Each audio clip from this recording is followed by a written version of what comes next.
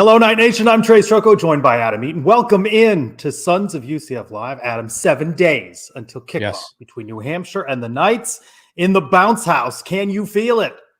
It's getting real now, Trace. Yes, I'm getting the excitement, the itch. I'm already thinking about the menu for next week, where I'm going to watch the game, what the setup's going to be. So it's definitely getting real. That's for sure. It is getting real. We should say off the top, you might be otherwise distracted this evening. I guess I'm decision good. has been made. You are Bijan Robinson, first-round pick. Got him. Yeah. You're drafting your fantasy football team during Sons of UCF Live. I'd have it no other way. I may need your help, Trace. I had picked 6 of a 10-team league here, so middle of the pack, tough pick. When Bijan Robinson, best on the board at that point. So, but don't worry about me. Let's talk. Top? Oh yeah, we're good. Yeah. I guess we got some auto drafters. Not to trust Clay Pasco.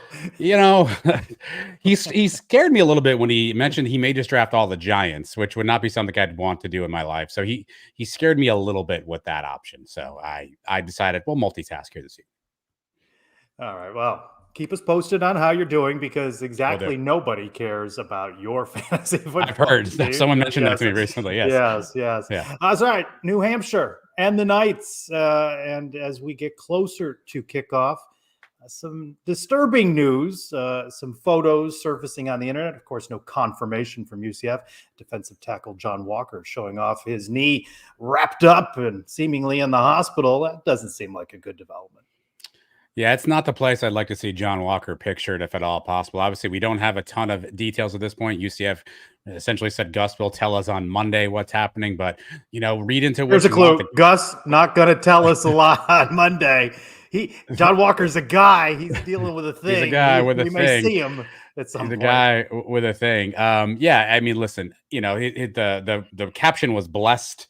But again, I think there's obviously some speculation as to what that'll look like. So, this could be something to monitor. Obviously, I think a lot expected John Walker to make that second-year jump. And don't forget Marcus Downs, a newbie at the Knights, also down. So that could hurt the defensive tackle role. Again, updates on Monday. A lot of speculation out there. We don't know anything for sure. I think we've all heard some rumors, and you can think worst case, best case scenario on this one. So all we can do is kind of wait and see what Gus says. But certainly a blow to the depth on a line that really needed the depth this year. And again, I think a lot of folks are hoping Walker would have that breakout sophomore season.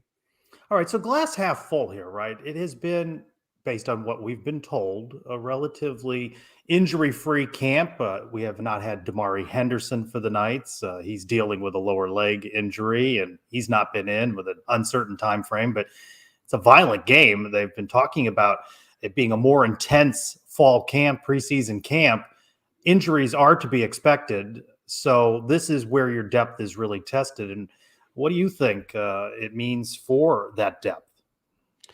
Well, it's again, you're going to have younger guys step up now. Matthew Alexander, step up. We did a show with Jeff Allen in his annual kind of roundtable.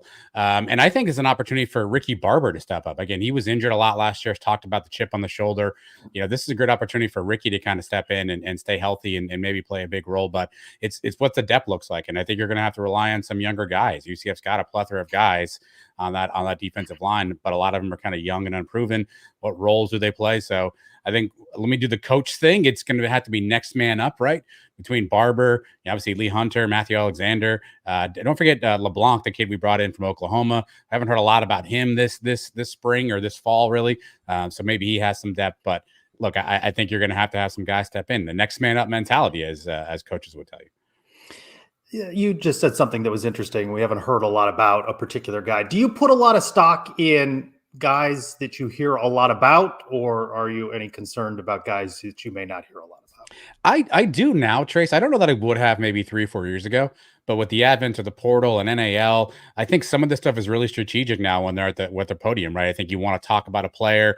Maybe the player's not playing enough or a lot, but you want to give them some love in the media. You want to get certain players to the podium so that they can maximize their brand. So maybe 3 or 4 years ago, I didn't, but now I think with NIL and the portal, I think it's a strategic way to try to keep some guys happy. And so I do now read into it more than I probably would have, again, pre-NIL, pre-transfer portal era. So the doom and the gloom has settled in. Those lofty predictions that some Knight fans had of 9-10 wins or more, edging that back a bit. I'm starting to see some people come to me on an 8-4 season. others saying, boy, the floor on this one could be 5-7. How much do you think John Walker's absence for however long hurts the Knights? Is it worth a win, 2 wins, not having him over the course of the season? What we anticipate are going to be a lot of close games again, because that's the nature of the Big 12. Yeah, it's really hard to attribute that, Trace, because obviously line play can be so interesting. But I would say this: I think we got bullied around a ton last year, particularly late in games. I think there was a focus this offseason on strength and conditioning, a focus on bringing in depth. You lose a big piece of that depth on a spot where you can't afford to lose it, right? We were not exactly stout against the run last year, so losing a big body in the middle is certainly not great, particularly one that projected with a lot of talent. So is that worth a win? I don't know, but I do think it's going to be a situation where now more folks are going to have to step in, and are those folks ready? So maybe it's worth a win, but I think it's the one of the worst possible spots considering what our defense looked like last year. Yeah, Gus Malzahn spoke to the media following the weekend scrimmage, and then a couple days later, we heard from offensive coordinator Tim Harris Jr. Defensive coordinator Ted Roof was scheduled to speak with the media on Wednesday, but that was canceled. So the next media availability isn't until Monday of game week with head coach Gus Malzahn. And you mentioned it, the media inquiries out to Sports Information, and the response was simply, you're going to have to wait till Monday for any confirmation, any further information on John Walker. So they're buying themselves some time to probably not tell us a great deal. Yeah, I mean, again, I think they're probably trying to, control the message, right? Like, I can't imagine they were super happy that he posted that picture on social media, because that requires them to actually do some damage control at this point in time. But yeah, I mean, I think you have to maybe buy some time, figure out what that looks like. Gus is going to put a positive spin on this, as he should, and as we all should, right? Like, it certainly does. It does not bode well to lose a star player, but the opportunity for some other guy to step in and maybe play a different role this year, or play a better role, next man up mentality. All these kids have talent. They were all brought here for a reason. So let's hope that somebody can step in if that happens to be a void, and make something happen. So I assume Gus is going to give us roses and sunshine. We'll probably hear he's day to day. We'll know more later, right? I don't think there'll be specifics, but again, next man up mentality at this point. Yeah.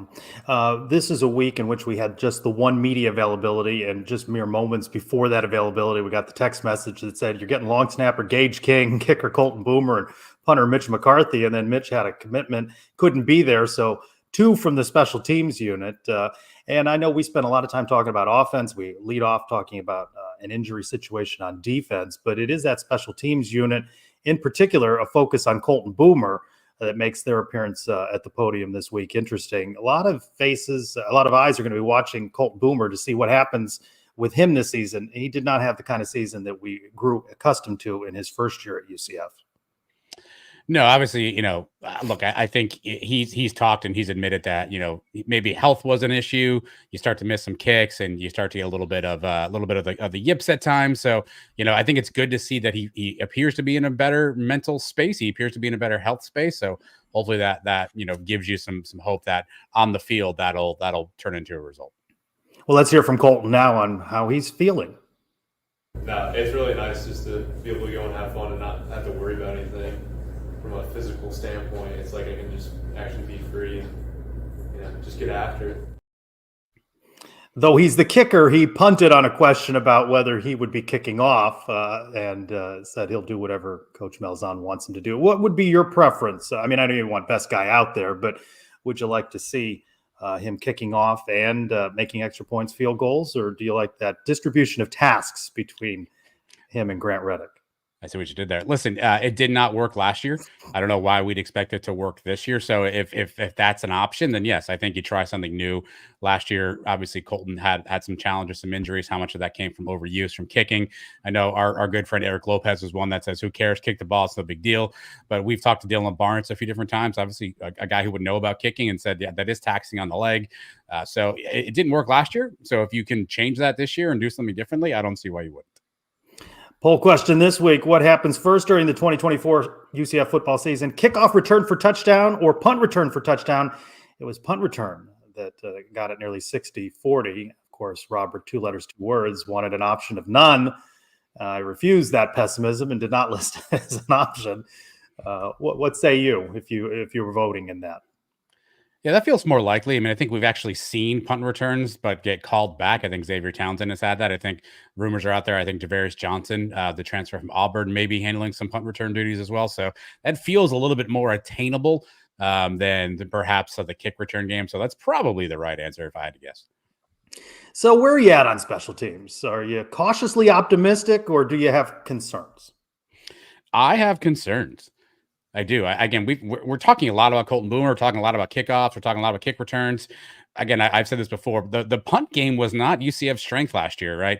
Certainly a lot of penalties on that side of the ball. Mitch McCarthy, again, dead last in the Big 12 in net punt yards. I think we're not looking at that enough and looking at that piece of it. Yes, we can talk about the field goal kicking and the extra points and all that stuff. And I get all that. And we're not returning kicks. But I think overall, the last couple of seasons, there's been a thing every year with special teams. If it's a block punt against Navy a couple of years back, right? There's always a thing with special teams. I think if you want to win close games, you got to avoid mistakes in that third phase of the game. UCF has not done that consistently the last couple of years. So I think if you want to be that team and you want to have some close games, you want to win those close games, you can't drop a ball on a hold. You can't get a field goal blocked. You can't do that kind of stuff. And I think we've heard about toughen together. TNT, which by the way is not TNT, but like, can they be tough on special teams? I think that's the part. Will they have the discipline on the special team side? Well, Malzahn has been talking about being more disciplined, and if they're going to be more aggressive on defense, maybe that leads to some penalties, but you can't have the self-inflicted wounds and have the kind of season that you're expecting to have. Let's continue this football conversation with the stars of the Pegasus podcast. They are Bailey Adams and Christian Simmons, and they are good enough to join us as they do every year around this time. Guys, welcome back into Sons of UCF Live. Thanks for having us. Excited for our annual traditional appearance, I guess. I didn't really realize that this was an annual thing until today. I was thinking about, I guess the last few times it's always been in August, hasn't it? And when you look at these 4 boxes on the screen, could you find 4 people who have talked about this team more since the Gasparilla Bowl ended than the 4 of us? And yet we've said nothing too, which is awesome, by the way. We know nothing. Bailey, let me start off hard hitting with this. Who do you trust more, Gus Malzahn calling plays or Ted Roof as defensive coordinator? By default, I'm going to go with Gus Malzahn calling plays. I'm not overly confident in Ted Roof. I've talked about it a bunch, and I'm in a lot of wait and see mode with him. At least with Gus Malzahn, I know the floor is still pretty good. It's not great. It's not elite all the time, but I think the floor is pretty good with Gus Malzahn. I don't know what this defense is going to look like with Ted Roof at the helm. Christian. What a great question, given that, what was it, Bailey, like an hour ago, I texted you, I was listening to a national podcast, the Andy Staples Show, and he had a guest on who said that he's out on UCF this year solely because they chose to hire Ted Roof as defensive coordinator. So little things like that, little comments from the national folks have me nervous. I think it was Athlon who they did a article maybe a month or 2 ago where they talked with a lot of Big 12 coaches anonymously, what they think of teams. And one coach gave an anonymous quote of, Ted Roof was a buddy hire for UCF. So I thought that one for them or Gus. And listen, the defense cannot physically be worse than last year, even if it tried. So I think by default it will improve, but I'm going to roll with Gus Malzahn entirely because I'm still confused on the Ted Roof hire. Christian, when you first saw the image of John Walker's leg wrapped up seemingly in a clinic or a hospital of some kind, what was your immediate reaction? Was it a meltdown of some sorts? Well, I always go for denial. So my immediate reaction was AI's gotten pretty good these days, and that doesn't prove anything. So let's, wait and see what the deal is. But it does appear that the deal is, maybe bad. I think we're still waiting to hear. I'm not sure where that landed publicly or whatever. But injuries suck and they happen. I think that there are positions that are better suited for injuries than others at this point in the season just because of depth. And I feel like D-line was so little of a concern that I'm not going to freak out as much as if it was like a weaker position like linebacker maybe or tight end. But it just sucks no matter what because he was such a budding star. And I mean, we'll see what happens. But yeah, I'm not thrilled, I guess, is where I'd land. Bailey, how big of a loss? Pretty big. I think I didn't really think about it rationally when I first saw it. I was not really willing to think about their depth there is pretty good. It was more, we're doomed and it's all over. I'm done with it. But after kind of taking a few minutes, I was realizing, okay, if there is a position group that can handle this and withstand this, I suppose running back and defensive line or defensive tackle are the biggest ones, but still a monumental loss. I was really looking forward to seeing what he was going to do in his sophomore year. Bailey, all the national folks and a lot of pundits are saying that KJ Jefferson is a fantastic fit for Gus Malzahn's offense. What say you? Is KJ a perfect fit? Do you have any concerns about KJ running this offense? I wouldn't say I have concerns. I think just because we haven't seen it yet, I'm not going to go ahead and say they have an absolute superstar and that they're going to, he's going to be on the level of, the great UCF greats that we've seen. But I do think if there's an offense that fits him, it is this one in particular. And we've talked on our show about how tired we are of all of the Cam Newton, this is Cam Newton, this is Gus's new Cam. I'm so sick of that. But I do think he's a very good fit in this offense. And I'm not overly concerned with anything with KJ. Christian? Yeah, I mean, well, first off, before we get into KJ, I think you guys need to be careful with your little title area down here. I saw some spam pop up that I guess snuck in somehow. That was a little odd, but just a heads up for you guys. But I'm so torn on KJ because on paper, this should just work. I mean, this is the exact type of quarterback that Gus has had the most success with in his entire career. And it's not even like this is just a guy that we're looking at his physical traits and saying, yeah, I think it'll work out. I mean, he has a proven track record of years of success at a high level in the SEC. So it should work. It's just I'm having hesitation, A, because we're close to the season, and I always freak out once we get close to the season, but B, because in the portal era, we've seen home run additions at a lot of schools just not work sometimes for some reason. I think that changing programs in college football is just difficult, and I'm just I don't think there's a chance of it being a disaster, but I do find myself in more wait and see mode than I maybe was 3 months ago, where this should be great. KJ should be great this year, especially with all the weapons on offense, but I just kind of have to let myself see it before I'm going to fully believe it. All right, Christian, with a week to go, which position group has you most concerned right now? Oh, man. Not good that I have to pick between a few. Also not good that we literally just we just had our position preview podcast where we ranked position groups. I'm trying to make sure I don't accidentally contradict myself like 4 days later. But I'm gonna say that special teams is a concern entirely just because we still don't know if Colton Boomer is gonna be good again this season. I'm also still concerned about linebacker, and I think we're all in agreement that linebacker is going to be better than it was last year because, again, just by default, by existing, it should be better than last year. But it's still a group of nothing but unknowns. And I like some of the guys they brought in. I like Deshaun Pace, but I still don't know if the depth of that position is where it needs to be. That still feels like a group where they're one injury away from having problems again. So I think I'm gonna stick with linebacker. I'm gonna stick with special teams. We talked about it on our show the other day, and I actually right before we came on, I heard Adam mentioning that we're not talking enough about McCarthy and kind of I don't know if woes is the right word, but the lack of overall success in the punting game last year. I'm not overly sold on him or sold on that aspect of UCF's game. I'm not sure what the deal is with Colton Boomer and whether or not he's going to rediscover himself. I think in that aspect of the game, at least, they do seem to have a decent return game. They have Xavier Townsend, who has shown some capability of doing that. But yeah, I think overall special teams is the one that I'm still probably the lowest on right now.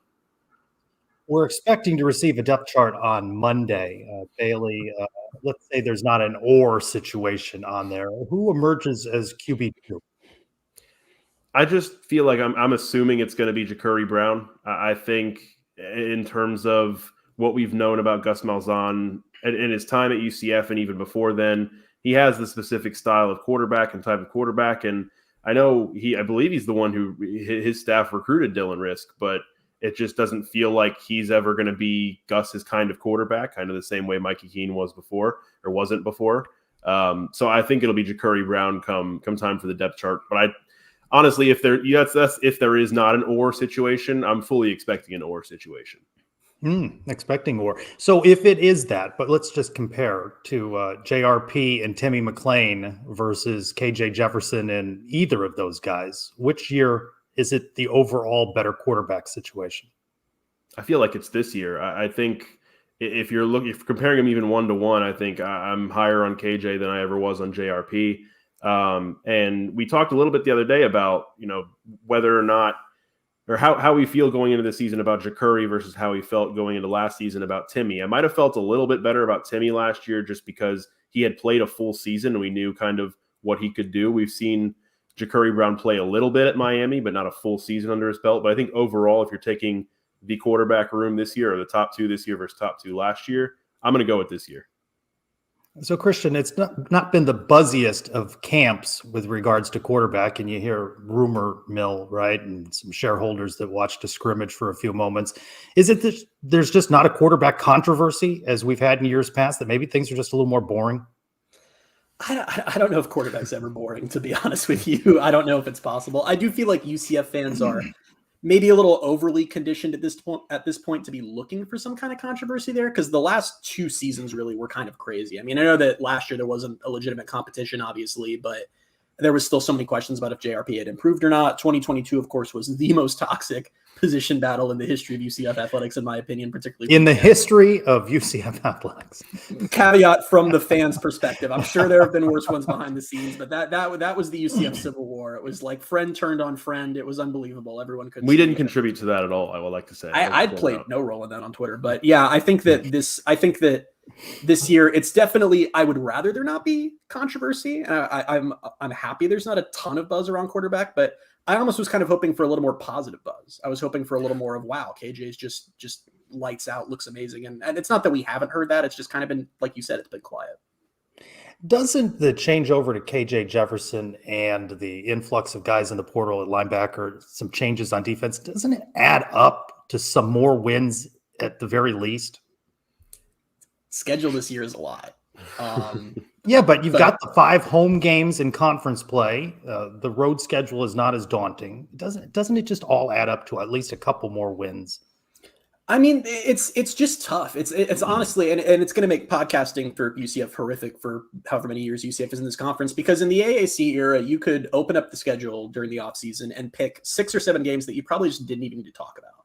And the truth about the Big 12 is, yes, I think that UCF's roster, I feel like it is significantly better than it was last year, particularly on defense. They brought in a lot of interesting guys. They just brought in so many guys with so much potential that they won't all be hits, but it just feels like mathematically enough of them will that the team will be better. But this is a conference where every single conference game is losable. There is not a conference game on their schedule where you can just say right now, I am certain they will win that game. Don't even need to get to the game on time. No concern. So they should be better, but there's an element of luck in this conference. You can do everything right and still not achieve your goals. So I'm hopeful they will be better, but I'm not convinced that it's going to happen just by default.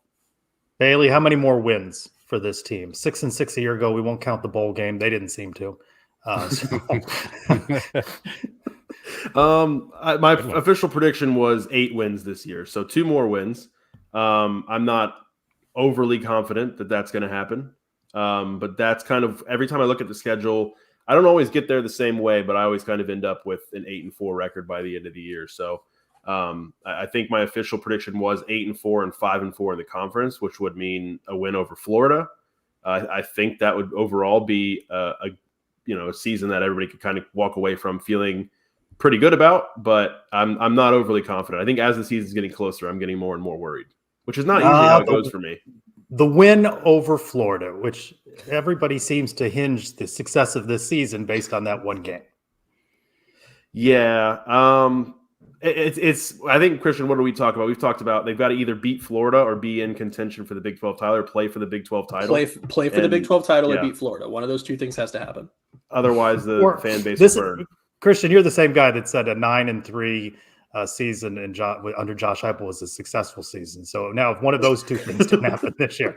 It was. Trace, it was. They finished in the top 25 for only the 5th time in program history. I'll stand by that take when I'm 80. Billy, which game on the schedule has you most concerned? Oh, man. I think I always do this on our podcast. I look over to the wall because I have the schedule on my wall. I think just based off of pure talent standpoint, I'm more worried about Utah, I think, than anything, just because I think that's probably the best team that UCF will be playing this year. The fact they get them at home is nice, and I mostly didn't want to pick Florida, but that's probably the other one that's most concerning to me, just because of the ramifications of recruiting and in-state and fan base rivalries and trash talk and all of that. I think from a pulse of the fan base standpoint, the Florida one has to be the most concerned because a loss in that one blows everything up for us. But I think Utah from a game only standpoint would be the one for me. Christian? Yeah, I saw that. I just saw a comment that Iowa State on the road is the scariest. That one's actually such a penciled in loss for me already. I'm not even scared of it. I've just accepted that one. For me, it's Florida. I know that no one here is going to be surprised by that. I really, that one goes so beyond just the game itself and the talent that Florida has, which I do feel like people are so caught up in how bad Florida's supposed to be that they've forgotten that that's still a pretty talented team. It's really more the schedule why people think they're going to be bad than the team they assembled. But there's so much on the line for what UCF wants to do from a brand building perspective, from a acceptance into the power leagues and it being a Big Four in Florida. I mean, I think a loss doesn't necessarily hurt them a huge amount just because I think a lot of fans already expect them to lose that game nationally and everything like that. But when you talk about changing narratives and getting UCF into the conversation of being one of those bigger time programs, you have to win that game. That can't be a game you lose if you're going to talk the way this program talks and want to be perceived the way they want to be perceived. One of my favorite things about doing shows is we get to pick things that we know nothing about. So last year we all had Corey Gamage as the best impact player on the field. So Christian, give us a name this year. Who's somebody that maybe we're not talking about, or someone who you think is a little bit under the radar that you're looking forward to seeing play? Yeah, well, we talked about this in our podcast. I mean, Corey Gamage was a really poor pick in hindsight when you look at, just because he's this big-bodied receiver that did well at a Group of 5 conference doesn't mean that he will succeed at this level. And that being said, I'm going to pick Jacoby Jones, a big-bodied receiver who had success at the Group of 5 level. There's been good buzz about him out of camp. I'm kind of curious. I've sort of in my head all offseason been feeling like someone's going to have to emerge as wide receiver 3 and just sort of take over that role. And I've started to come back around to maybe it's going to be a few different guys who play smaller roles, but Jacoby Jones just seems like someone who brings something a little different to that room. And when he was healthy at his previous stop, he did have a lot of success. And he's not one of those big names you're going to hear a ton about this offseason, but I could see him having a really solid year. I think for me, and I don't know, this is kind of depends on who you're talking to. I don't know if enough people are talking about Randy Pittman, but I wouldn't really count him, I guess, for this question. I'm just going to say more so Chasen Johnson. I was really impressed with him in the spring game. Obviously, you haven't been around to see him in fall camp or anything like that, but as a true freshman, kind of unheralded as compared to the rest of the class, for him to kind of insert himself the way he has, and I think he'll end up carving out a role for himself in the secondary. I feel pretty good about him, and I think he's somebody that people are going to know pretty quickly.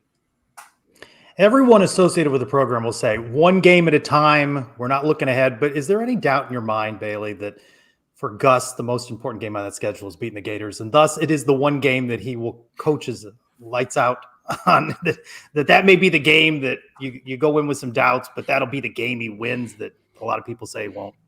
Yeah, there's always one with Gus. I think they play well in the big games, and there's games where they lose they shouldn't lose. They have no business losing. Florida feels like that one, and I know going back to the whole idea that it's the next game that matters.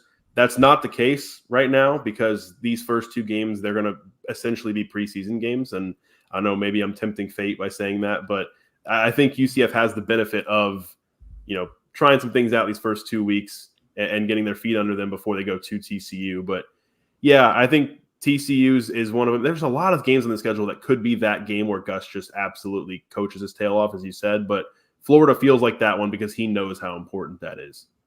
And what's the stub the toe game? What's the Baylor game, the Navy game? There's a lot of games in Gus's tenure that qualify for this category.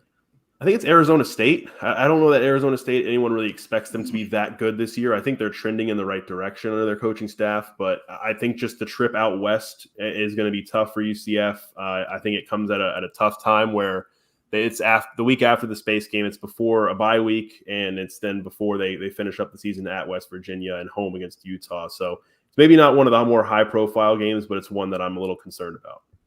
Christian, what's the game Gus surprises us with? Surprises us with in which way?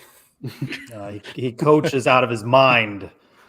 I've said this before. I'm ready to predict. In which way? That's a good way as well, Trace. I'm ready to predict Florida as a win because I do think it will be Florida. I think he's been pretty upfront publicly about he feels the way I do about that game, which I'm happy about. And the question is, what will the cost be elsewhere? Because Colorado is right before that and Cincinnati is right after. Those in themselves are both games that UCF fans are going to really want to win, but there's just so much on the line of that Florida game. You have to feel they're going to bring a little something extra, have a few things up their sleeve. That's the game I'm picking for that. And then as a loss, you said Iowa State. You just chalking that up as a loss now. So you wouldn't be surprised if they lose that. Or do you concur on Arizona State would be the one that would upset you on the road that they lose? Yeah, I don't. Iowa State's not. They're not winning that game. I'm calling that right now. People, you can clip that. That's not happening. I kind of agree with the Arizona State pick because Arizona State has some interesting parallels to me, almost of 2016 UCF, where it seems like that staff early on has done a good job of assembling some really good young talent. They're just young, and it's just kind of a question of for that UCF game late in the season. Depending on the year UCF's having, that could be a game that UCF isn't really up for. They don't really care about. It's a long trip. I know I'm the only person alive who thinks that UCF's going to be impacted by these long trips, and it's fine. But that could be a game where just maybe it's a lot of young players doing well, and something just clicks for Arizona State, and UCF's caught off guard. So I'm rolling with that pick. I think that was a good call, Bailey. I will tell you, I was in Phoenix last week for work, and that first night or so, everything happened so much earlier. Plus, it was 112 degrees out. You just really felt it. So I think for UCF, it'll be later in the fall. I think they'd rather have a day or an afternoon game than be in that nighttime slot, because a day there on Friday is not enough time to adjust on game time on Saturday. I know they're college kids, but it's still you're off your time zones. All right, let's talk a little bit about uniforms. There was some buzz building online this afternoon that, black and gold at home, white on the road. People are right about this, Christian, aren't they?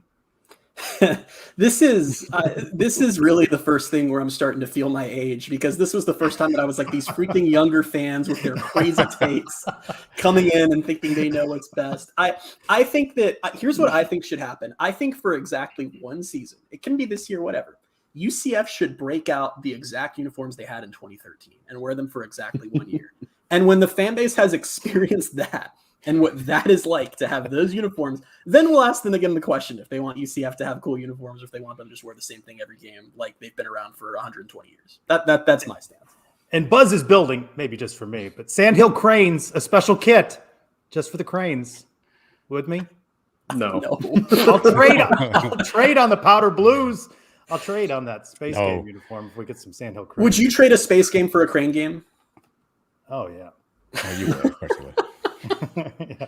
Wait, let me do it the correct way. Oh, hell yeah. Got a sounder for that. Bailey, we get a lot of questions in the chat. I'm sorry. This one keeps coming up. Explanation about the dog and the jersey behind you, please. Yeah, so that's my family's dog. Her name is Selena. And I grew up a Bucks fan. I cover the Bucks. And Christian, actually, my friend Christian here, and our other friend Sarah, for Christmas, I think it was 2 years ago, came up with this idea. And this, I guess, was someone on, I don't know what website you guys got it off of. It was some artist Etsy. that does Etsy. The artist does these portraits of pets with, these different logos. It's kind of hard to see, I guess, maybe, but the logo on the helmet is like a Bucks flag, but it has a paw on the inside of it. So yeah, it was just a nice personalized gift they got for me. What a touching moment on the show. I didn't see that one coming. I wish I'd known. I wouldn't have asked that question. Yeah. All right. So how excited are you guys? Are you ready? You got another show, no doubt, before the Knights kick off next Thursday. But this is it now. We're right there. I'm in the anxiety phase, which is weird because nothing's going to happen for these first two games, presumably, we think. And I don't know. I'm excited. I'm glad the season's here, but we've talked about before. I don't think I've enjoyed a UCF season in probably 5 years. 2018 was probably the last enjoyable UCF season. Did you really enjoy that, or you were angst-ridden throughout? No, I really enjoyed that because 2018, there wasn't even, other than the Memphis game, there really wasn't anything nerve-wracking for the first 2.5 months of the season. And now it feels like every loss is the apocalypse. So I know that this year when they lose a game for the first time, it will be horrible. But other than that, I'm very excited. I was hoping you were going to reference the Memphis game in 2018 because I remember how you were during that game. I know we weren't together watching it, but I remember texting you during that game and the way that went. So that wasn't overly enjoyable for anyone. But I'm not I think I've said as I'm getting closer to the season, I'm getting a little more and more down on the team. But I think overall, yeah, I'm just excited. We've got a week to go, and I'm excited to be back at the Bounce House. I'm just excited to get back to football, having college football Saturdays again, NFL Sundays. All of it is great until UCF loses the game, and then I want it to be the summer again. Well, you guys are the perfect week 0 guests on Sons of UCF Live. Bailey, Christian, thanks for all you do with the Pegasus podcast and for being with us this week on Sons of UCF Live. Thanks for having us. Appreciate it. Thank you, guys. All right. Go Knights, guys. All right. You feeling better, Adam? Or I got to tell you, I enjoy talking to those guys, but I'm just ready to talk about actual games. I don't know if I could go 6 more days about previewing opponents and talking about the roster. I just want to see football.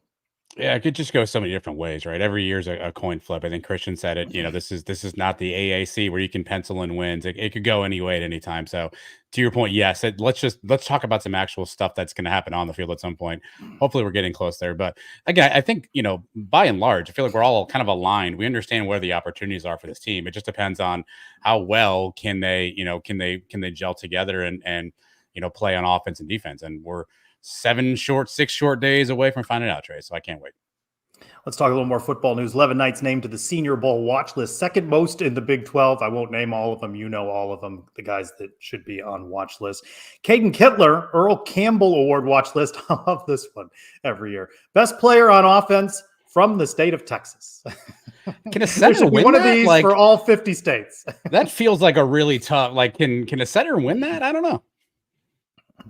He has a lights out year. I feel like that's going to be tough against a running back who runs for 1,000 yards and a center who had 107 good snaps. I don't know. I feel like Caden Kittler is going to be in some trouble here. And it's not like he's an O-lineman from the state of Maine. No disrespect with Maine, but they're not producing as much talent as the state of Texas. Why did Maine just get a stray there? Wow. Yeah, Maine. Offense meant to Maine. All right, got a couple of free tickets. My buddy John can't make the game next week. He's offering up his tickets to the New Hampshire home opener. Big thanks to John. Contest. What are we doing here? It's a great question. I'm looking for a third string quarterback right now is what I'm doing. Why don't we just do the old usual? Like, go ahead and go to the podcast feeds, go to YouTube, leave us a nice review, send in a DM to Trace with a review. He'll rummage through those. He loves good rummage, and he'll find the one that makes him laugh a little bit, and that'll be the winner. So let's get a good 5-star review train going. It's been a while since we've done it on the podcast, so give us a little 5-star review, little nugget. Maybe some self-promotion. We'll read some of those 5-star reviews on next week's show. Yeah. Are you still doing the contest now, or where you put out? I haven't taken it down yet, so I keep threatening to take it down, but I keep forgetting to take it down. So if you go to our Twitter handle at Sons of UCF, it's probably one of the very first tweets we have out there. It is it's a question, a quiz, if you will, on who will lead the Knights in specific categories this year. So we're gonna run that throughout the season, see who gets closest to that, and obviously that person will get a prize. So if you want to get in on that, I'll leave it available for maybe through the weekend because I'm too lazy to take it down, but get in there and give us your predictions, and we'll track all season long. And if you win, you'll win some sort of a cool Sons UCF prize that I do not yet have, but I will by that time. Are these fill in the blank or multiple choice? And is John Walker in any of the categories? No, it's fill in the blank. It's fill in the blank. So you can, there are some people who probably put John Walker in there. I feel bad. I think Mike actually had John Walker for tackles for loss. So maybe waiting till last minute is the better strategy. He appears to have been tackled, and it's a loss, but that won't get Mike credit. Speaking of Mike, hey, it's football season. Mike running his mouth again on social media about the pool tracker. He won once in a COVID-impacted year with like 6 entries, but nonetheless, he's talking. I haven't joined yet. Are you in there yet? I am in there. Yes, I'm in there. Yeah, listen, I feel like I'm obligated to be in there, but I have the same using strategy. Some program from 1998 or something. Yes, brought to you by the folks who created Oregon Trail is the pool tracker. I do the same thing you do. I go in there like on a Thursday when I get the email, click, and I just keep it moving. And so that's my strategy. Folks like Mike and some others take it very seriously. I don't take it as seriously as that, but still a good time. Sometimes there's a little banter back and forth, and it's always great when you have kind of a late season run between some folks. So get in there again. Go to UCF Mike's Twitter pool tracker. I saw somebody in the chat ask for a link. I'll see if I can grab one while I'm triple tasking here throughout the show. We'll get you a link in the chat so you can check out both the pool tracker and the Suns pick'em contest. What round are you in the draft? Where are we now? We're in the 12th round. Pick number. I'm coming up with pick number 115 coming up soon. This is a quick draft. 10 teams. Yeah, 2 minutes in between. Yeah, I've got my entire starting offense already drafted. I need a kicker and a defense at this point. But this league plays 2 quarterbacks to start. So I have my 2 quarterbacks, but I've learned in previous years you need to get a third. And so I'm looking right now. Sean Watson. I mean, Derek Carr. Will Levis. How many Dallas Cowboys do you have on this team? That's a great question. Only one right now, Jake Ferguson. Oh, you got a chance. I like your chances. Jake Ferguson tight end, yeah. Bo Nix, he's still out there. Do I draft Bo Nix? I mean, Aaron Rodgers still out there. If you can get him past the first 4 minutes of a game, you've already won. right? I don't really know. All right, some news and notes time. We got anybody to introduce that wonderful segment for us? Of course we do, Trace. Why would we not? Scott Calabrese, UCF men's soccer head coach. Let's go around the kingdom. Interview with Coach Calabrese you'll find on the Sons of UCF YouTube channel. Weather delays out at the UCF soccer complex, so the men's game has not yet started. Women's game just ended. 1-1 draw with Utah Valley. Utah Valley State got out first, 1-0. 5 minutes left. Chloe Netzel with the equalizer. Knights home opener. They draw Utah Valley State 1-1. Up next for the Knights Sunday, August 25th at Florida at 6 o'clock. So they'll be up in Gainesville. Men, as I mentioned, underway soon. They are hosting Mercer in the season opener. And then Sunday, they're back at the UCF soccer complex. Knights are 19th in the country. Seattle, 23rd in the country. That'll be a 5 o'clock start on Sunday. Forward Luca Dorado, one of those super seniors who came back for another year. Herman Trophy watch list, National Player of the Year that recognizes. Doesn't mean you have to have been born in Texas, just the national player. Men's basketball record number of season tickets. I like how they didn't tell you what that number was. Hey, it's a record Don't number worry about of it. season tickets. Don't worry about it. Yeah, you don't need to know how many. it. It's just a record. We're telling you. And congrats to Linda Gooch, 40 years celebrating a milestone at UCF. Also, upcoming inductee in the Florida Sports Hall of Fame. There can't be anybody on the campus with a tenure longer than 40 years, right? There's not a professor or anybody laying around there that's, I don't Certainly know. nobody in athletics. 4 years would be a high water mark. Manny Messinger? 40? You know what? When I see Manny, I'm going to ask him that. I'm going to ask Coach Gooch. I think every single road trip flight I had last year, I was with Coach Gooch and the Spirit Squad. And I was always curious which one of those Spirit Squad people was Nitro, but I didn't ask. Try to get a sense of which one was Nitro, because obviously they're not going on the flight in costume. That would be good. What are you thinking about the schedule draft we did on this week's Around the Kingdom? I've been talking about mine. With a third of 3 picks, I've got Cincinnati at UCF with a win over Cincinnati, BYU, and I've got that one on the road at Arizona State. But I like my draft. You and Elo with the New Hampshire and the Sam Houston State, but then you have some tougher ones in your next 2 picks. Yeah, I ended up with Colorado, and then I took Utah because it was That's a home tough. game. So I prioritized the home versus the road game. Again, Gus has to prove he can win on the road for me. And last game of the year, anything could happen at that point in time. So I'm going to roll the dice. That was my strategy in the basketball draft. I took the later games. That ended up paying off for me. So I'm going to try that same strategy here, take the one later game with Utah. So I feel good about my picks, but you never know how the ball's going to bounce, Trace. Elo with Arizona, right? TCU and New Hampshire. That's tough too. And the audience gets Iowa State, West Virginia, the Gators. Well, they get who didn't get picked. That's a tough break. All right, let's. I never know what clip you're choosing, but it usually has Eric Lopez all in a lather. I remember very little about all of that at this point, Adam, except I parked a million miles away from wherever I needed to be. I was a little confused by parking on day one. There was a lot of construction too. A lot of construction on campus. A lot of cats too, as I recall, in certain parts of the campus. Can you? That went by over our heads on the. No. If you're from that era, there were always. Around Can anybody confirm that? No, University Cat Farm in the 90s. University Cat Farm. There were always cats around certain dorms. Unwanted cat farm, according to Matt Dolan. Can anybody else confirm that? I mean, yeah, that was commonplace, and I don't care for cats, so it was always a bother. So. What did you do to them, Trace? No, I didn't do anything. I just don't like being around them. Somehow this is going to get clipped. It's going to be added to the mailbag along with the pony line, and that's going to be an even longer thing. And I seem to mention some sort of animal every week. So you can catch Around the Kingdom right now on the Sons of UCF YouTube channel. Now's a good time, by the way. Over the next couple of days, we've got all those interviews from Media Day. A lot of good stuff. Clay Pasco, Andrew Terrico, and I out at Media Day. Pretty much got nearly everybody. So watch those interviews and catch up with Coach Calabrese. That's on there as well Around the Kingdom. So it is that time again.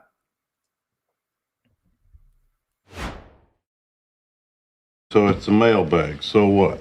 So what? Do you know whose mailbag that is? It's that time again. Time to open the Brian W. Peterson Sons of UCF mailbag. Yo! No. Because I don't really like any of these guys. None of them are my guys. Maybe a pony. Giddy up. Oh, hell yeah. Maybe a pony. What were we talking about that I brought up the pony? I don't even know. I think there was a question about if which event in the Olympics. And you said we're talking about that came up, and you said you hadn't rode a horse, or maybe. No, I've been on a horse one time, and I was good with the one time. That was fine. All right, mailbag. Our buddy Andrew Cherico with a question. With a running back room as talented as RJ, Penny Boone, Johnny Richardson, Miles Montgomery, how are they going to distribute carries to make everyone happy? They're not going to make everybody happy. Can they utilize Johnny Richardson and leverage his speed in this offense? I'm glad to have the depth, though, but there's no way every guy is happy with his touches, his carries. There's just no way.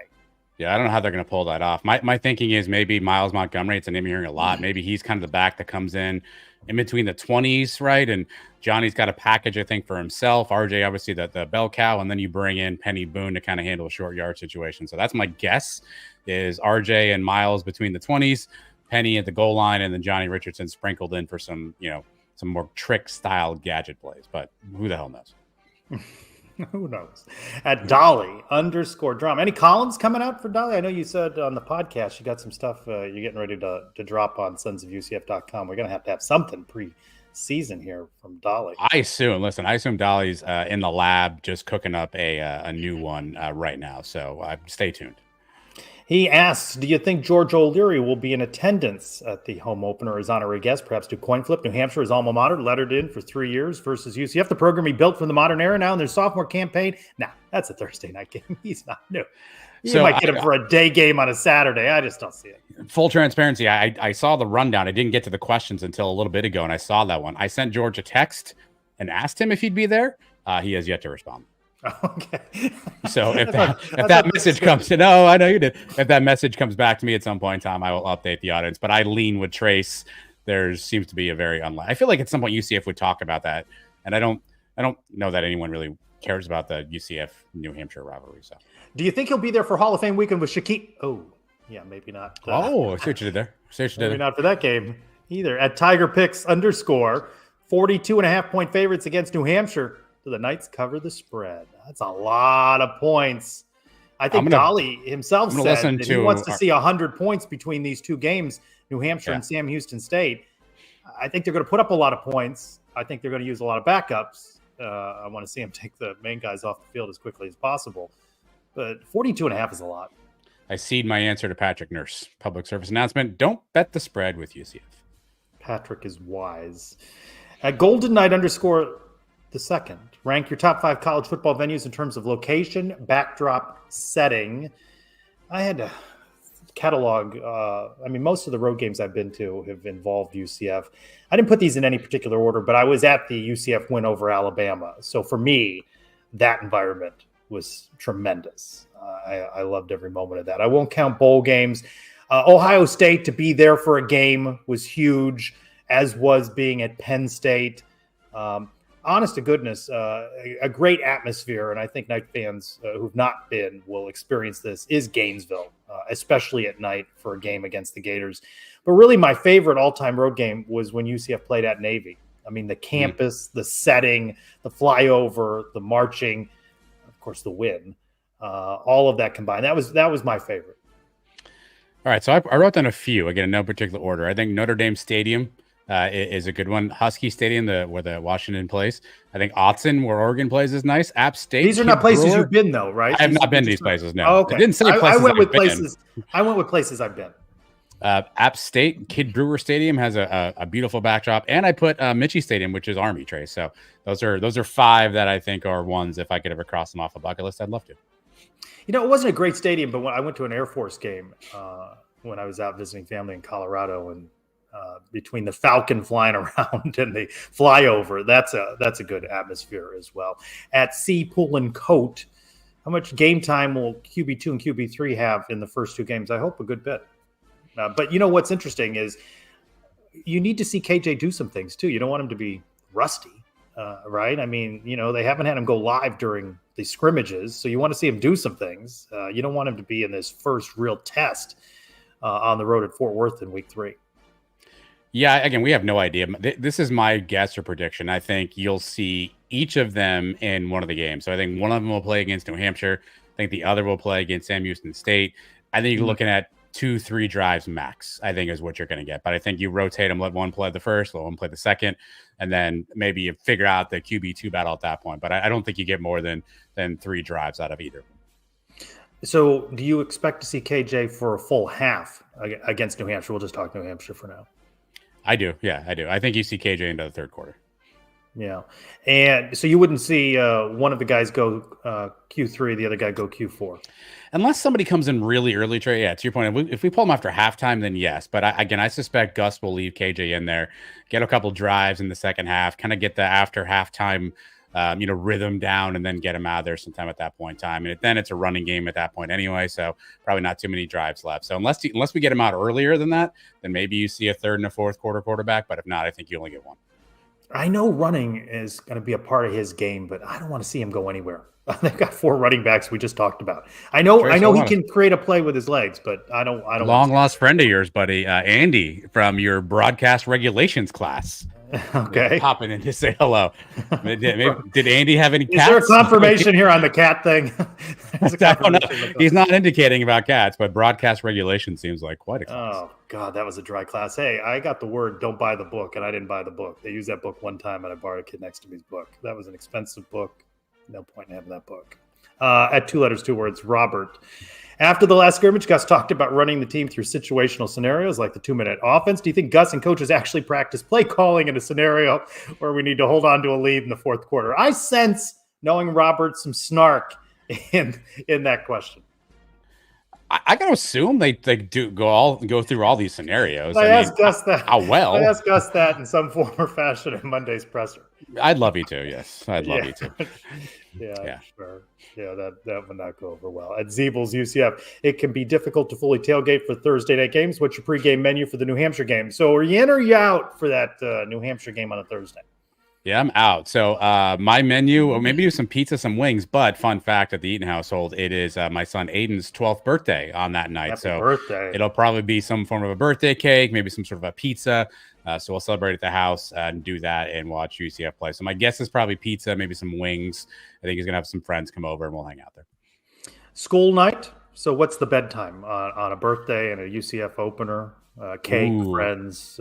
How late we let them stay? I think friends are gone probably by 9. I think bedtime's probably around 10:30. Again, if we're blowing these guys out, like Mrs. E over here is going to be, shuffling him off the bed right now. If it's a close game, we'll be in the couch. But if it's a blowout, there's going to be a heavy procession to try to get him to his bedroom. At UCF, University of New Hampshire alumni Mike O'Malley hosted Nickelodeon's Guts in the 90s. Which 90s Nickelodeon game show would you want to compete on? Double Dare, Legends of the Hidden Temple, Guts, or Wild and Crazy Kids? None of this stuff I watched, so this is all you. Did you watch these? Double Dare. I loved a good Double Dare. I don't think I've heard of the other ones. I don't know what the other ones are. I don't think I've heard of it. I think Double Dare was hosted by the famous Mark Summers. And so I think that's the one where then you did the physical challenge and you had to go through some sort of random obstacle course. I believe I have that right. So give me Double Dare. Never heard of the other ones. At Riley Carey 16, how are you feeling about the cornerback room going into the season? Cautiously optimistic. Yeah, I like, again, some veteran pieces they brought in. Trace, you talked about the interviews on YouTube. Mac McWilliams, Sheldon Arnold. UCF's gone and got some veterans. You heard about Chasen Johnson earlier. Antoine Jackson's the name you're hearing a lot about. Brandon Adams, Ladarius Tennyson. We don't know about Damari Henderson. Still got Quadric Bullard back there. Byron Threat. So I think there's a lot of veteran guys back there. I think it's going to just depend upon what the rotation looks like. Who really is the one that steps up? At Leo Sport, if you may recognize that name. Leo, hello. With the soccer question. Will UCF men's soccer get over the hump this season? Last year, the team saw success, but not when it mattered. Ooh, a tough question there. Will they finally be able to bring conference silverware or make a run in the NCAA tournament? I talked to Coach Calabrese. One of the things I said off mic was, the phrase, act like you've been there before. But they hadn't been there before, and now a lot of those guys have had that experience. And I think that bodes well for them. But I get Leo's point. The lofty number 1 ranking and then kind of fizzled towards the end. But still, all in all, a successful season. They've got the super seniors back in Anderson Rosa and Luca Dorado. So they certainly have the talent. Preseason ranked 19. So they're getting underway soon. And the opener against Mercer. At Scott 88513, what is the one game you're putting down as a must-win for UCF this year? At TCU. Week 3. You stole my answer, Trace. You stole my answer. At TCU week 3. Look, obviously it's a road game. It's the first conference game, but I talked about this on, I don't even know what show is on at this point anymore. But if you go to that venue and you win that game, you set the tone for what this team is going to be about, right? We're toughing together. This is a new day, right? This is a new sheriff in town via Gus. If you go there and you make a statement win at TCU, you're starting off in the right momentum. You get some confidence for the guys. And maybe this thing kind of steamrolls a little bit, but you got to get that first one. So we can talk about Florida, we can talk about Colorado, we can talk about Utah all we want, but I think you got to set the standard, as Gus would say, and go into TCU and come out there with a win. And I don't care how they win, but I'll tell you, I'd like one of two things to happen. Either obviously a very decisive win that really puts wind in your sails, or they pull out a game close, come from behind and win, or hold off defensively and get a win. Not see the sort of thing that happened on the road at Texas Tech, but they get a win. There is no shame at a close road win and an opener in the Big 12. So we talk a lot about not winning on the road, Trace, but I mean, they haven't been great in one-score games. I mean, last year, the only Big 12 conference game they won on a one-score game was Cincinnati, right? I know they won against Boise. I'm taking that out of the equation. In the Big 12, they were not. And Mike would take Cincinnati out. There you go. And they're not great in one-score games. So I think if you want to be that team that's on the rise, you got to win those close games. You got to do it on the road. If they did both of those, Trace, in week 1 of the Big 12 conference, if they went in there and won a 27-24 game on the road, you check 2 boxes. Maybe this becomes what could be a special season. But I'd take a blowout road win as well. I'm not going to be upset about that either. Yeah. At Grillin 24Q, will 2024 dictate Gus's future? Nah, I just think his reputation with a big portion of the fan base, a lot of people are putting hopes on that Gator game. This is a team built to win this season.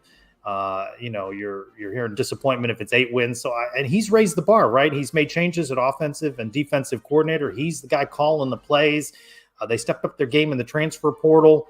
There's a lot at stake here. I mean, I don't think there's any sort of hot seat, but I think, does he keep the fan base? A 6-7 win season, road losses, close game losses, a loss in Gainesville, none of that's going to enamor him to the fan base. Yeah, the question was, will it dictate Gus's future? I say yes, right? Because there's also a scenario where maybe we win 9 or 10 games and schools start calling Gus and saying, hey, do you want to come back and do it at Arkansas? Do you want to go to an SEC program? So I think the 2 options, to your point, Trace, I don't think he's in a hot seat. I don't think he's going anywhere. But I think, do you lose the fan base? Do you start to get apathy from the fan base who's heard the same speech over and over again and maybe becomes a little sick and tired of it? Or do you have a lot of success and now you're worried about someone poaching your coach? I think those are the 2 most likely options. At Road Ghost 77, would you rather host a first-round playoff game at the Bounce House or have a first-round bye? I don't care. Either one. Give me a bye. Yeah, give me a bye. I'll take a bye all day. I know the question is either or.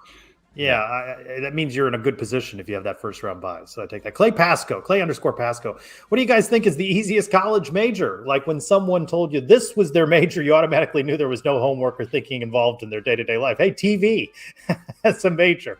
It paid off for me with a career in the industry, but it wasn't the toughest major. I looked this up. Here are some current majors at UCF. There's general studies. I don't know what that means. There's event management, lifestyle community management, and human communication. What other kind of communication is there, Trace, if it's not a human communication? Did you peruse the 2024 football roster and look up the majors? I did not.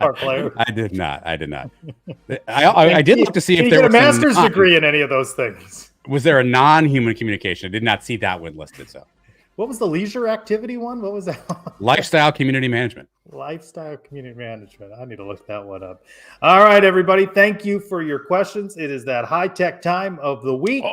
When we find out what, Adam, is in the box. Trace, promo code TEN1215. They released a new jacket this week. It was a starter style jacket in citronaut blue with citronauts on the top. Trace, I'm sure you've already got one on order. I got 2 on order. Yeah. All right. Well, good for you. Let me rummage here. I love a good rummage. Let me see what we got. Soccer here. Underway. Right. Number 19, UCF hosting Mercer underway at the soccer complex. Okay. Oh, boy. Here we go. This one seems a little dicey. Am I going to like it or not like it? I'm not going to like it. How did this get here?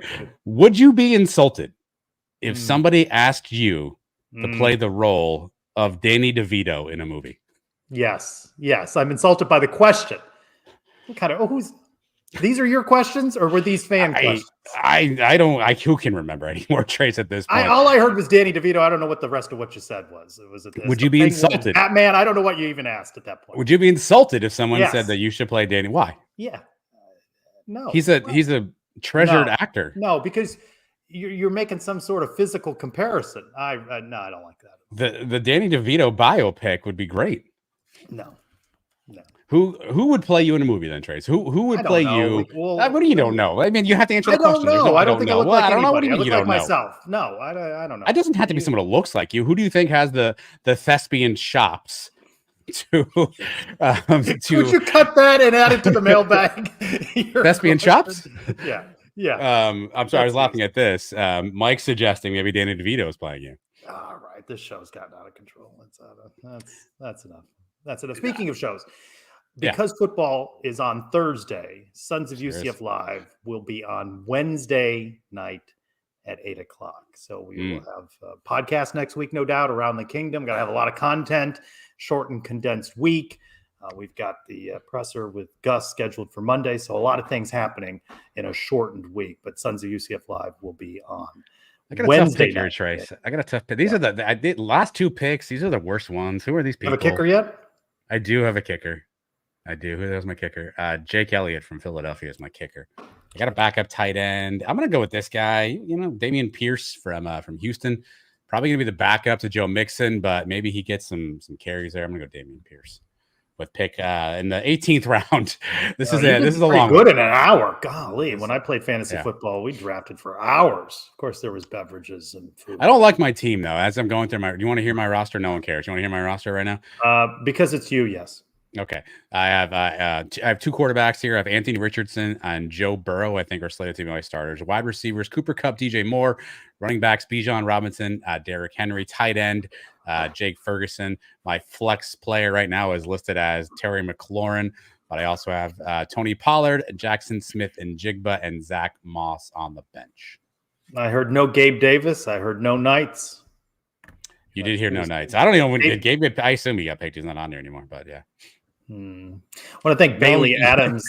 And, you don't want to hear the team names, Patrick. You don't want to. I don't think I can get away with it. Is there even a one that you can name? What's yours? You can't name I can't name that one. Sweep the leg. We have a sweep the leg in here. All right. That one will be acceptable. I want to thank Bailey Adams, Christian Simmons from the Pegasus podcast. They do good work. I'm glad to be in the UCF space with those guys and good conversation. Remember, Sons of UCF Live next week on Wednesday. For Adam Eaton, I'm Trace Strelko. Go Knights! Charge on. It's Randy Pittman. Play tight end here at UCF, number 5. Thank you for watching the Suns at UCF. So we're going over on their tight end scores this year, but they're going to score. Yeah, I think so. Was that a question on the? Oh yes. No, it's not.